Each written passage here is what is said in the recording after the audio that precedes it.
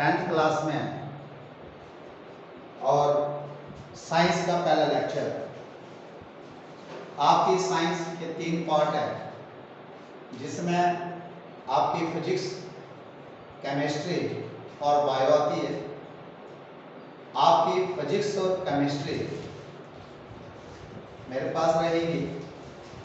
आज हम शुरू करेंगे फिजिक्स, जिसका पहला चैप्टर का जो नाम है वो है light.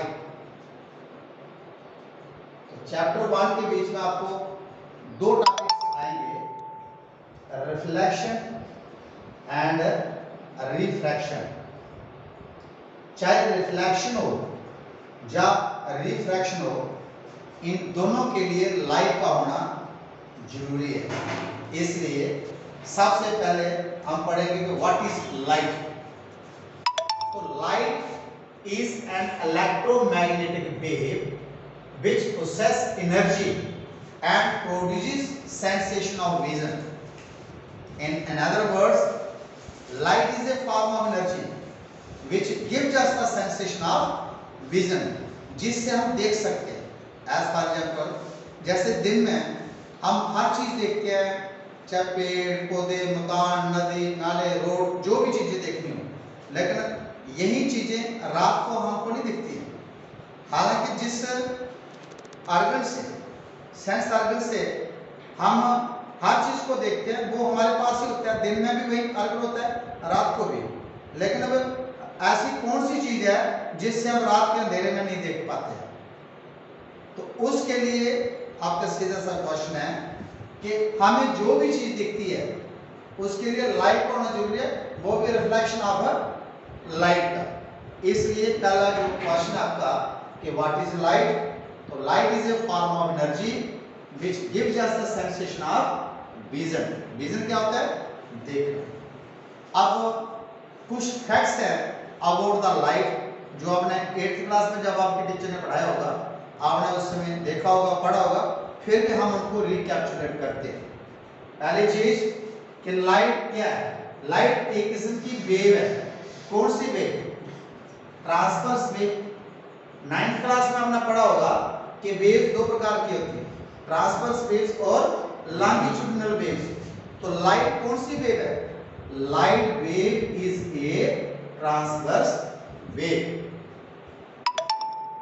It does not need material medium to pass. It can travel in vacuum also. Vacuum also. इसको किसी भी मटेरियल मीडियम की जरूरत नहीं होती है। अगर हो तो तब भी पास कर जाती है, अगर वैक्यूम हो तब भी पास कर जाती है। ओके, तो it does not need material medium to pass, it can travel in vacuum also. Light travels in straight line. Light travels in straight line, लेकिन उसके लिए क्या चाहिए? हमारा जो मीडियम है वो किस प्रकार का चाहिए? Isotropic medium. कभी नाम सुना है इसका? Isotropic medium. ये वो मीडियम होता है जिसकी थ्रूपुट प्रॉपर्टीज सेम होती है, which has same properties throughout the medium। पूरे मीडियम की जो प्रॉपर्टीज हैं वो क्या होती है? वो सेम होती है। उस मीडियम को हम बोलते हैं आइसोट्रॉपिक मीडियम। तो अगर हमारा आइसोट्रॉपिक मीडियम है तो लाइट जो है हमेशा स्ट्रेट लाइन में ट्रेवल करती है। लाइट कैसे ट्रेवल करती है? हमेशा स्ट्रेट लाइन में ट्रेवल करती है। फिर आपके टीचर ने आपको 9th क्लास में 8th में पढ़ाया होगा कि रे of light, beam of light. तो क्या कोई बता सकता है कि रे ऑफ लाइट क्या होती है या बीम ऑफ लाइट क्या होती है? नो। रे ऑफ लाइट क्या होती है? A straight line which shows the direction of movement of light is called a ray of light. Straight line, जो straight line पाथ होता है, जो लाइट जब ट्रेवल करती है उसकी डायरेक्शन को रिप्रेजेंट करे, उसको बोलते हैं रे ऑफ लाइट। अब क्वेश्चन राइज होता है कि sir what is beam of light? Beam क्या होता है?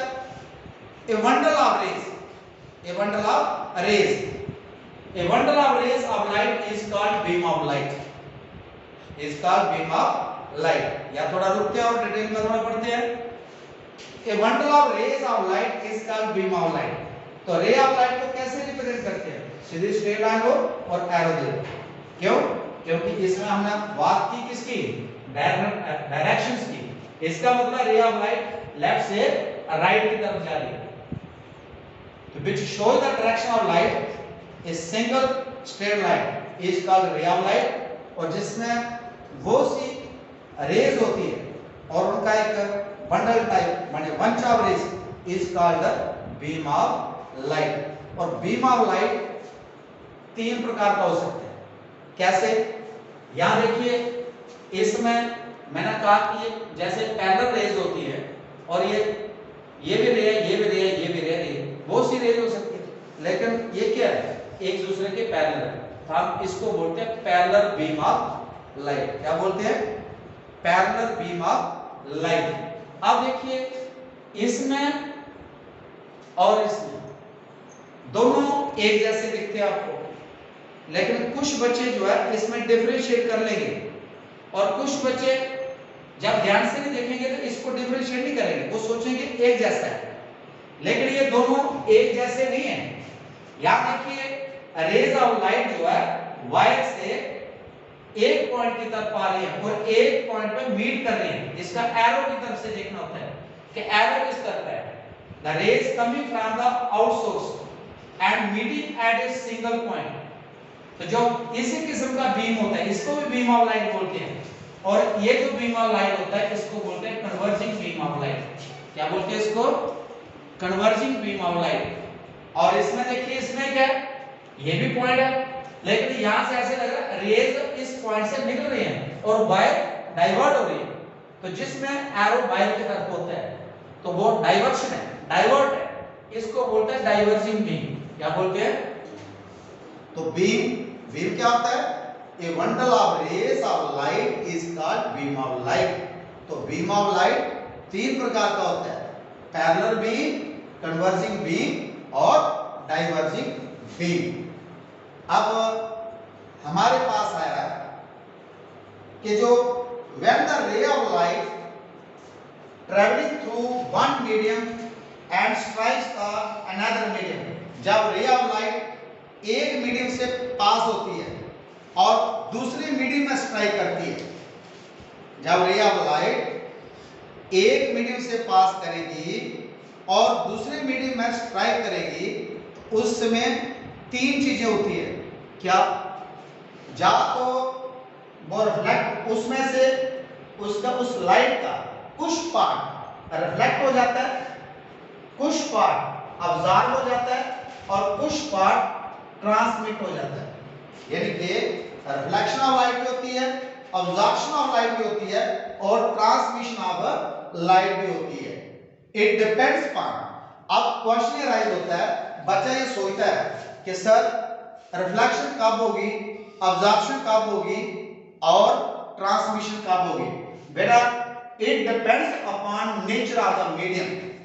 जो मीडियम है उसकी नेचर के ऊपर डिपेंड करता है. अगर कोई मीडियम पॉलिश्ड है, जैसे मिरर है, अब उसको एक साइड से पॉलिश किया है, it is a good reflector.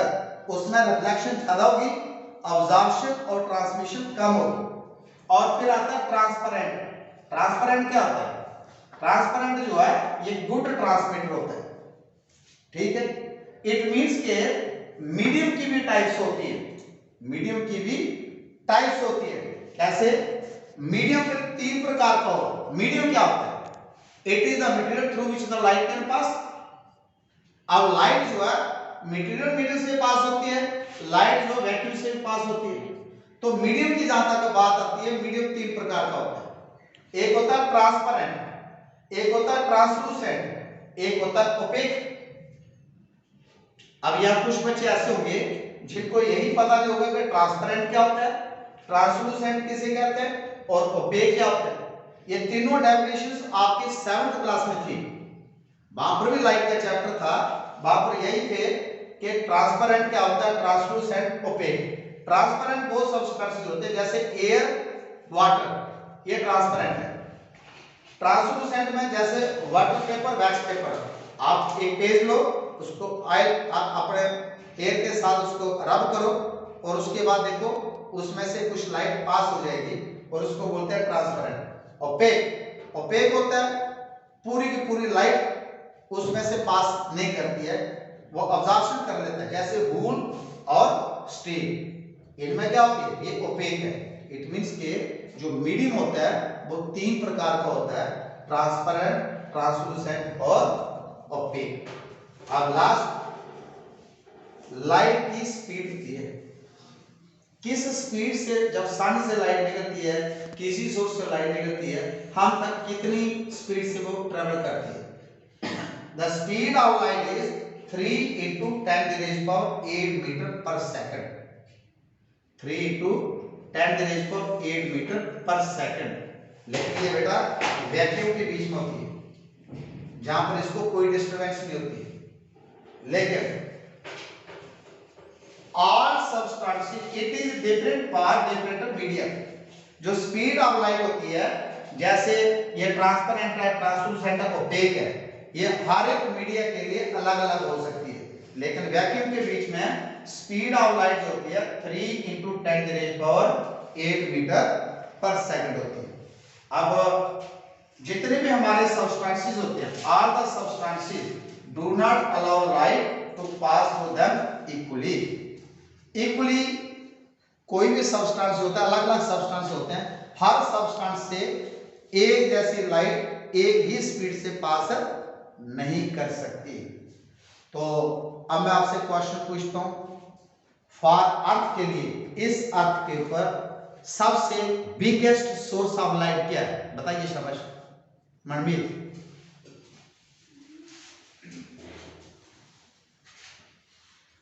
What is the, which is the biggest source of light on earth या for earth? Sun. Very good. Sun जो है इस अर्थ के एटमॉस्फेयर के बीच में, जो हमारा फॉर अर्थ के लिए सबसे बड़ा सोर्स है किसका, लाइट का। सबसे बड़ा सोर्स है किसका, लाइट का। अब हम थोड़ी रिकैप्चुलेशन कर लेते हैं। लाइट क्या होती है, light is a form of energy which gives us a sensation of vision। तो ये थी इसके कुछ facts about the light. Did you follow me? Okay, तो next we will do in our second lecture. Thank you, have a nice day.